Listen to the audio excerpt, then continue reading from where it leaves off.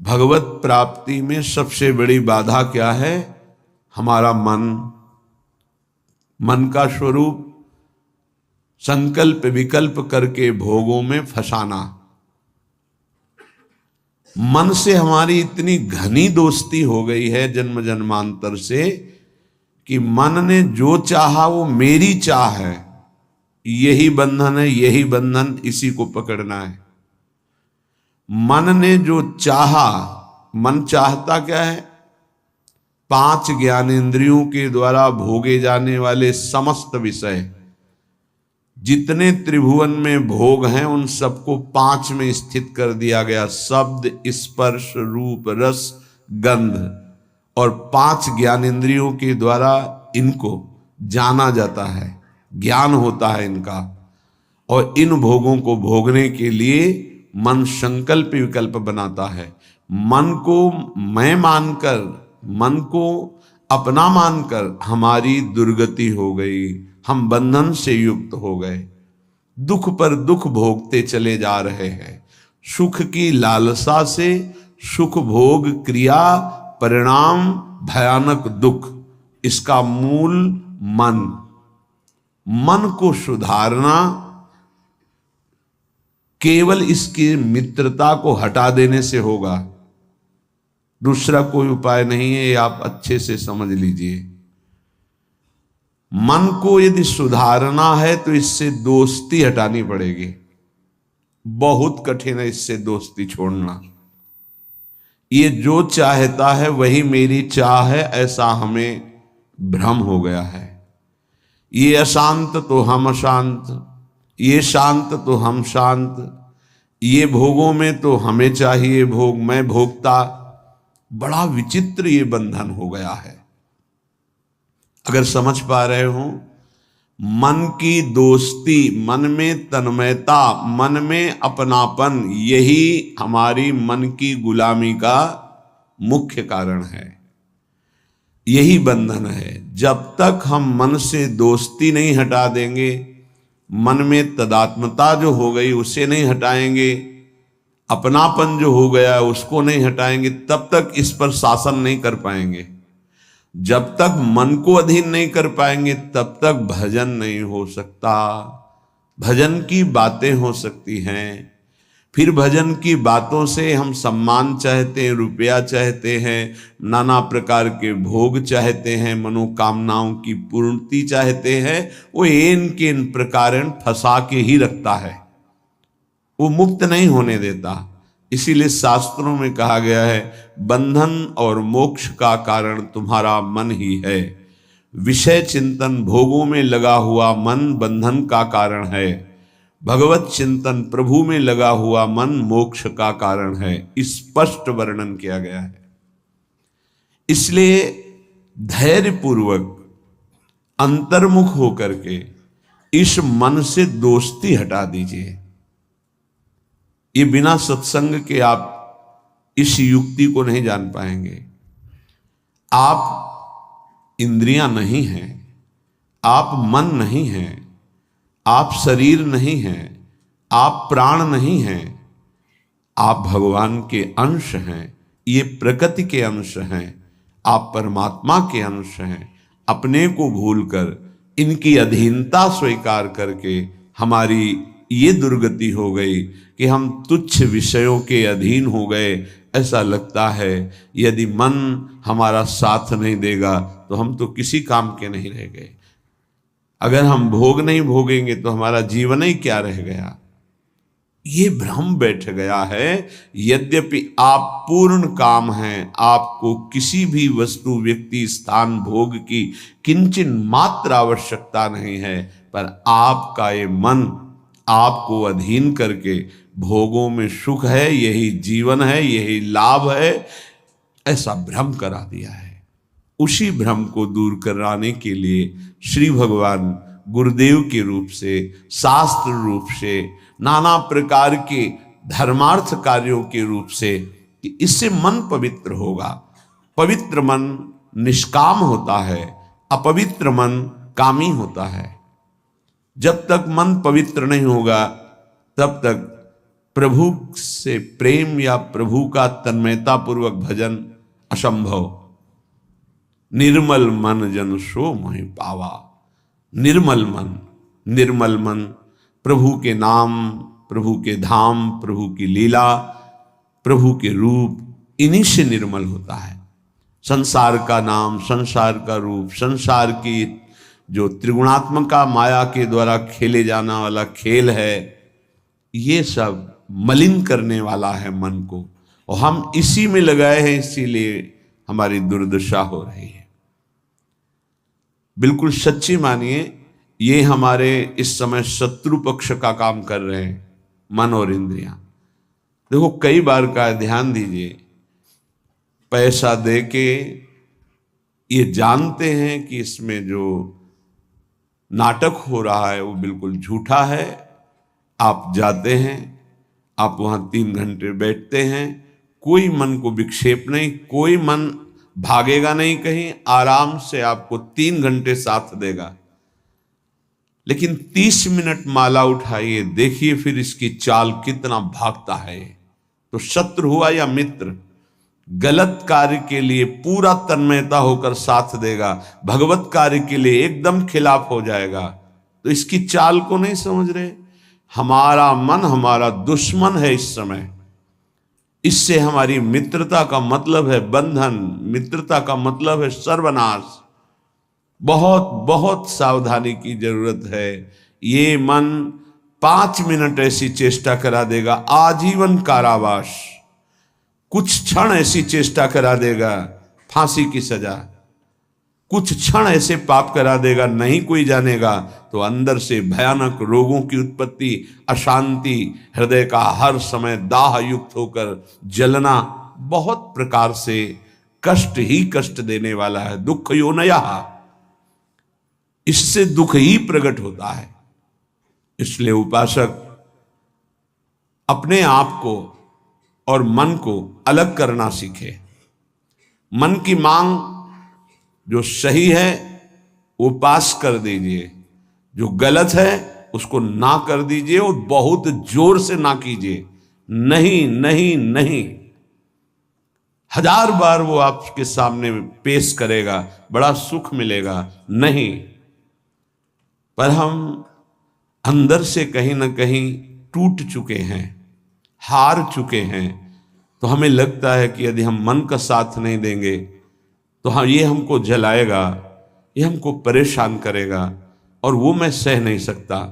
इसी से हम मुक्त नहीं हो पा रहे, इसी से हम परमानंद में नहीं डूब पा रहे। यही कमजोरी है, इसको अच्छे से समझिएगा। मन से एक बार युद्ध करना पड़ेगा। यदि इतना सत्संग के द्वारा हम विवेक प्राप्त कर लें कि ये मैं नहीं हूं मन, ये मेरा नहीं है मन, प्रकृति का अंश है, बस फिर तो आप लड़ सकते हैं। और जब मेरा मन, तो आपकी सामर्थ्य नहीं कि ना बोल सकें। जबान से ना बोलेंगे, कदम वहीं चलेंगे जिधर मन ले जाएगा। ये बड़ा सूक्ष्म विषय, इसको समझ लीजिए। सब का सब पूरा अध्यात्म इसी बात पर टिका हुआ है। अगर मन निर्मल तो भगवत साक्षात्कार, मन निर्मल तो स्वरूप स्थित, मन मलिन तो दुर्गति। सारी साधना का फल मन को शांत कर लेना, निर्मल कर लेना, मन को अपने शासन में ले आना। पर यह तभी होगा जब इससे दोस्ती हटाएं। यहां दोस्ती क्या, मन की मांग मतलब मेरी मांग, मेरी मांग मतलब अब पूर्ण ही होना चाहिए, कुछ भी हो।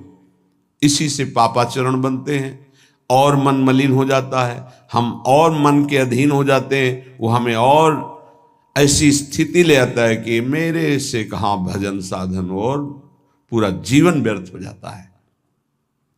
श्रीपाद प्रबोधानंद जी महाराज कहते हैं, जागर्ति दुंदभिरवः परमोत्र राधा वृंदावने वनो इति प्रकटः पुराणे तस्या विधेयमसमूर्ध महानुराग मूर्ते तदंगन मपोहे हरिम क्व पश्ये। हे भाई, मेरी बात सुनो और जाग जाओ। ये मोह निद्रा में तुम सो करके अपने जीवन को नष्ट कर रहे हो। क्या सोना है? ये मेरी पत्नी, मेरा पुत्र, मेरा मकान, मेरी संपत्ति और इतना एकत्रित कर लिया है, अब और आगे इतना एकत्रित करूंगा, ये भोग लिया है, आगे ये भोग लूंगा, ऐसा ऐसा। ये स्वप्न चल रहा है। मोह निशा सब सोवनिहारा, देखें स्वप्न अनेक प्रकारा। अब इस स्वप्न में इतना लंबा स्वप्न है कि हम ये जान ही नहीं पा रहे हैं कि हमको यहां से जाना है, कुछ नहीं ले जाना है। हम आए किस लिए हैं, कर क्या रहे हैं, करना क्या है, इसका समाधान ही नहीं हो पाया। बस चलता जा रहा है। दूसरे को दाह संस्कार करके शौकाता है, समझाता है दूसरों को, खुद नहीं समझता कि यही दशा मेरे शरीर की होने वाली है।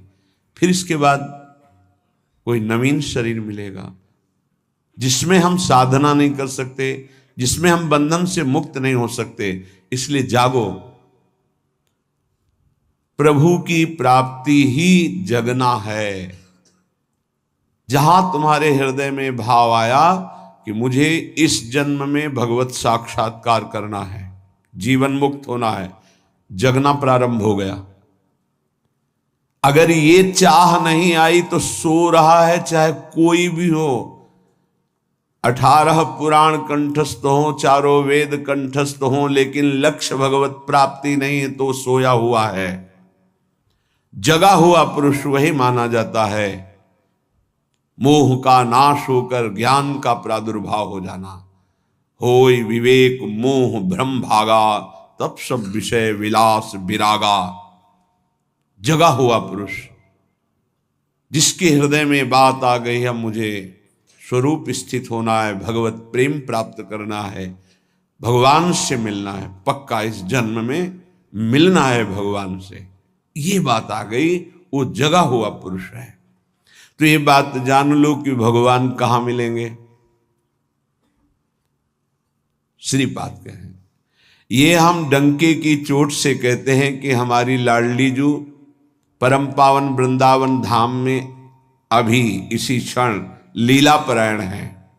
राधा वृंदावने वन इति प्रकटः पुराणे, बहुत से शास्त्रों में ऐसा वर्णन, गर्ग संहिता देख लीजिए, पाताल खंड में ब्रह्म वैवर्त पुराण में बहुत सुंदर वर्णन है, जगह जगह वर्णन है।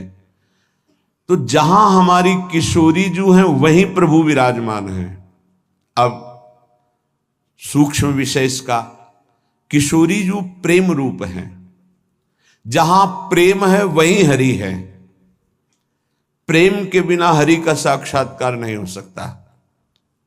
प्रेम का मूर्तिमान स्वरूप हमारी प्रिया जो है, इसीलिए हम कहते हैं राधा राधा राधा, क्योंकि राधा उच्चारण किया तो जिनका नाम राधा है वो देखे, और जिनको प्राण प्रिय है वो देखे। प्राण प्रिय है हरि को, हरि रसना राधा राधा रट, स्वयं हरि जो राधा राधा रटते हैं, और किशोरी जो प्रिया प्रीतम दोनों हमारी तरफ देखेंगे राधा उच्चारण से। तस्या विधेय मसमूर्ध महानुराग, किशोरी जी की कृपा से ही महाअनुराग प्रकट होता है। महाअनुराग में ही हरि का साक्षात्कार होता है, प्रिया प्रीतम का साक्षात्कार होता है। इसलिए अगर हमारे वाक्य को आप समझ पा रहे हो, श्रीपाद कह रहे हैं, तो आप वृंदावन का आश्रय ले लीजिए। अगर अखंड वास नहीं प्राप्त हो पा रहा तो आश्रय ले लीजिए, रजरानी का सेवन कीजिए, धाम आइए, बार बार यहाँ दर्शन कीजिए, प्रदक्षिणा परिक्रमा कीजिए, बैठकर एकांत में नाम जप कीजिए। बहुत बड़ा प्रभाव धाम में जो भजन करता है तो बहुत कई गुना बढ़ करके उसको लाभ मिलता है। इसलिए यहाँ बहुत जल्दी भगवत प्राप्ति होती है। मथुरा में 6 महीने में भगवत साक्षात्कार कर लिया ध्रुव जी ने, देखो 6 महीने भी बहुत होते हैं। अगर व्याकुलता बढ़ जाए, तन्मयता हो जाए, तो 6 मिनट में भगवान साक्षात्कार करा दें। वो बहुत कृपालु है। मिलन्ति चिंता मणिकोटि कोट्यः, अब ये बात समझनी है। स्वयं बहिर्दृष्टिमुपैति वा हरिः, तथापि वृंदावन धूलि धूसरम न देहमन्यत्र कदापि आतुमे। एक तरफ हरि है, एक तरफ करोड़ करोड़ प्रकार के सब भोग सामग्री, महान रत्न, रुपया, पैसा, सोना, चांदी, सब वैभव है। अब अगर पूछा जाए मन से कि किधर कदम बढ़ाओगे, तो इधर ही कदम बढ़ेगा, हरि की तरफ नहीं। बातें केवल हरि की होंगी, हरि की तरफ कदम नहीं। बहुत विचित्र माया है, बहुत विचित्र माया। देखो ना, मन समझा रहा है अभी भोग लो, हरि तो आगे मिल ही जाएंगे। आगे कब कब आगे मिल जाएंगे? कितने दिन की आयु है? हमारा मन हमको गलत सलाह देकर हृदय को अपवित्र करता रहता, हम राजी बने रहते हैं। बड़ा धोखा हो रहा है, हम अपने साथ धोखा कर रहे हैं। पक्का समझो, केवल हरि प्राप्ति के लिए हम यहां आए हैं। अनंत जन्मों से भटक रहे हैं, अनंत जन्मों से, न जाने किस किस लोक में, किस किस योनियों में कितना कितना कष्ट, वो सब भोग के आए हैं। माया ने सब विस्मृत कर दिया है। अब लगता है देखा जाएगा जो होगा। अरे देखने लायक नहीं रहोगे। ऐसा कष्टप्रद जीवन होता है कि कोई उपाय नहीं है। अन्य योनियों में कोई उपाय नहीं है। बहुत कष्टप्रद जीवन। देखो ना, जीवों के साथ कैसा बर्ताव कर रहे हैं मनुष्य शरीर धारण करके। पता नहीं उनको कि यही दुर्गति उनकी होनी है। जीवित ऐसे जैसे पकोड़े तले जा रहे हैं, ऐसे जीवों को, ऐसे उनके, वो भी जीव हैं, वो हम ही तुम हैं, कर्म के अनुसार वो बन गए। क्या बर्ताव हो रहा है? वैसे भी जंगल में नाना प्रकार के कष्ट अन्य जीवों को प्राप्त होते हैं। अगर कांटा लग गया तो आप निकाल सकते हो, वो नहीं निकाल सकते। एकमात्र मानव देह है जिससे आप इस माया प्रपंच से मुक्त हो सकते हैं। यहां आना बुरा नहीं है, लेकिन कर्म बंधनों से आना बुरा है। जैसे जेल में दोनों रहते हैं, जेलर भी और कैदी भी। कैदी बन करके रहना ठीक नहीं, जेलर वहीं रहता है, उसको कोई बंधन थोड़ी। ऐसे ही कारक महापुरुष के रूप में जगत में आना बड़ा सुखद है। भगवान का यश गान करते हुए भगवत भाव में स्थित, भगवत स्वरूप में स्थित लाखों बार भेजे प्रभु, कोई परेशानी नहीं। ये जो कर्म बंधन से युक्त होकर आना है, इसे मिटाना है। ये संसार तब तक दुखद है जब तक भोग वासना है। भोग वासना हटी की परमानंद ही है दसों दिशाओं में, क्योंकि वही साक्षात आनंद मूर्ति भगवान ही सब रूपों में। मत्तः परतरम नान्यत किंचिदस्ति धनंजय, किंचन मात्र मेरे सिवा कोई नहीं है। वही परमानंद प्रभु विराजमान है। आपकी कसौटी है मिलत चिंतामणि कोटि कोट्यः स्वयं बहिर्दृष्टि मुपैति वा हरि।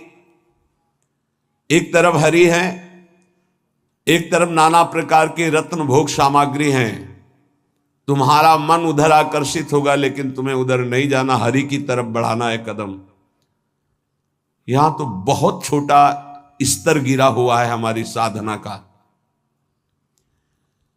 अगर हमारे मनोनुकूल भोजन मिल गया तो प्रभु को भूल जाएंगे और उसका स्वाद लेने में हम समय अपना नष्ट कर देंगे।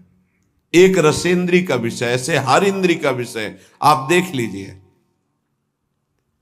आपके मनोनुकूल कोई गाना, कोई नाटक, कोई सिनेमा, कोई आप देख लीजिए, प्रभु को भूल जाएंगे आप उस समय, और उस पे आपका मन तन्मय हो जाएगा।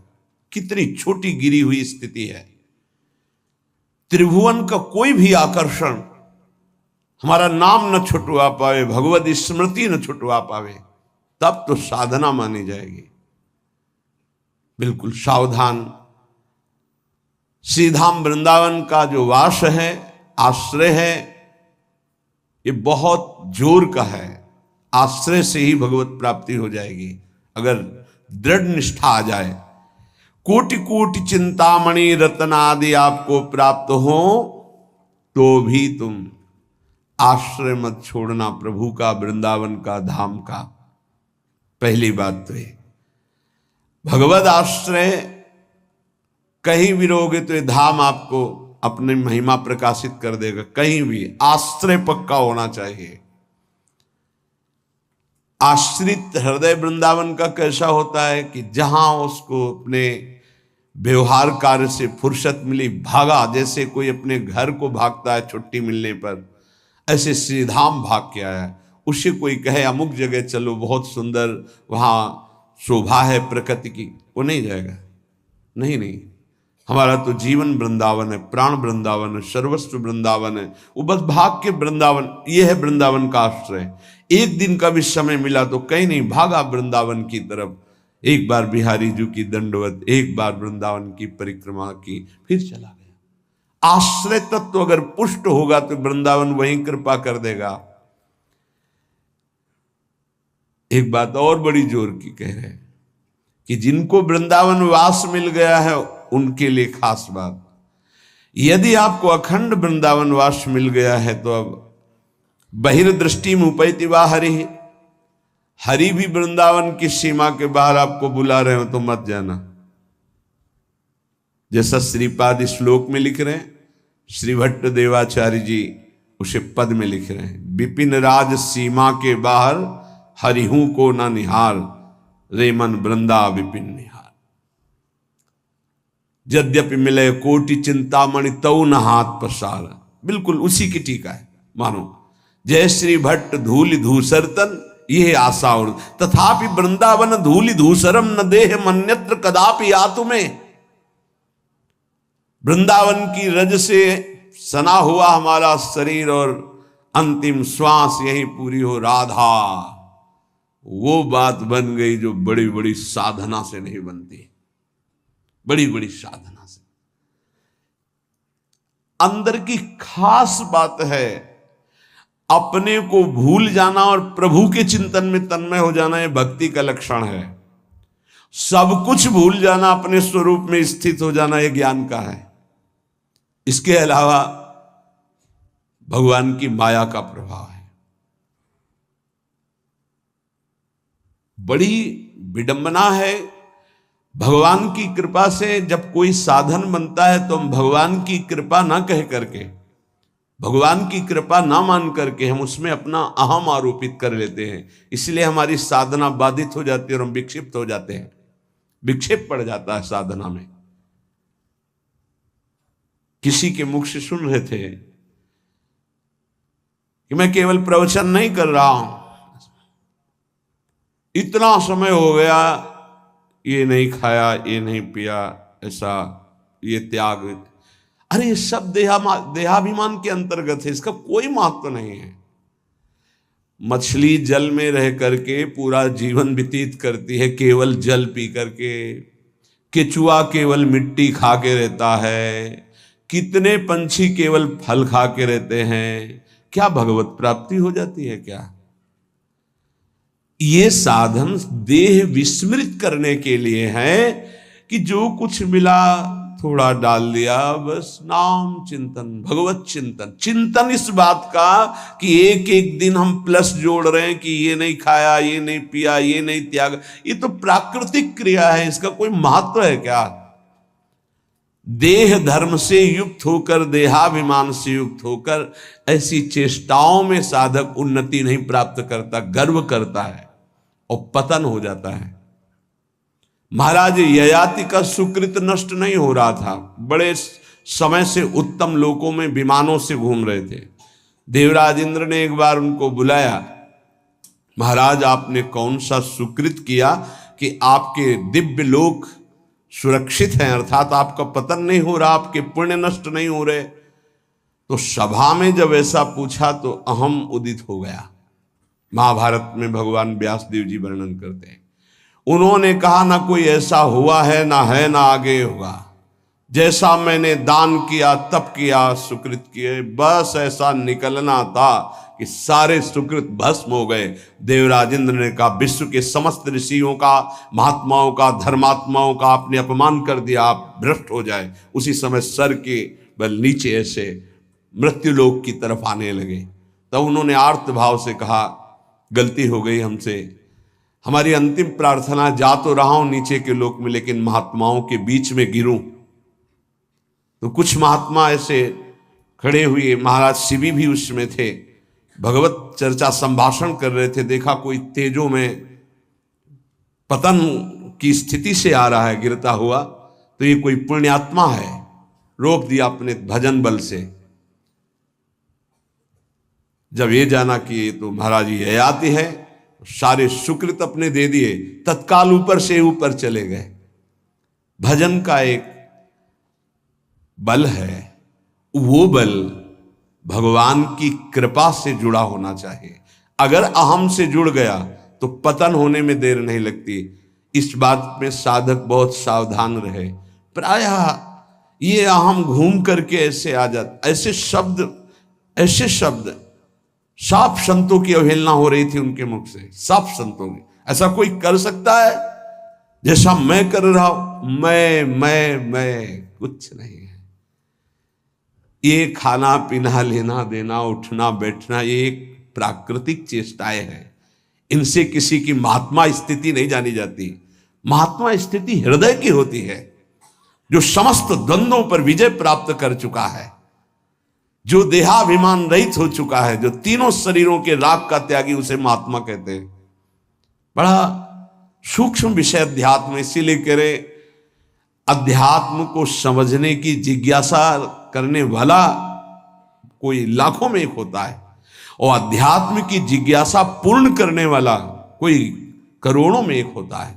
आप शास्त्रों में पढ़ के देखिए, हजारों जन्मों की पुण्य एकत्रित होते तब मुमुक्षुता जागृत होती, मैं मुक्त होना चाहता हूं। अरे भगवान की कृपा से कोई साधन बन जाए तो दैन्य हो जाओ कि भगवान ने साधना करवा दी। कृपयतु मयि वृंदारण्य राज्ञी मनाग, प्रति बहुल कृपारुष्णेह भाराद्रुदश्रु, फलतु तदनुकंपा कल्पवल्ली, फलम त्वद्भुतो मदिवसतिर्मे तत्प्रियारामशीम्नि।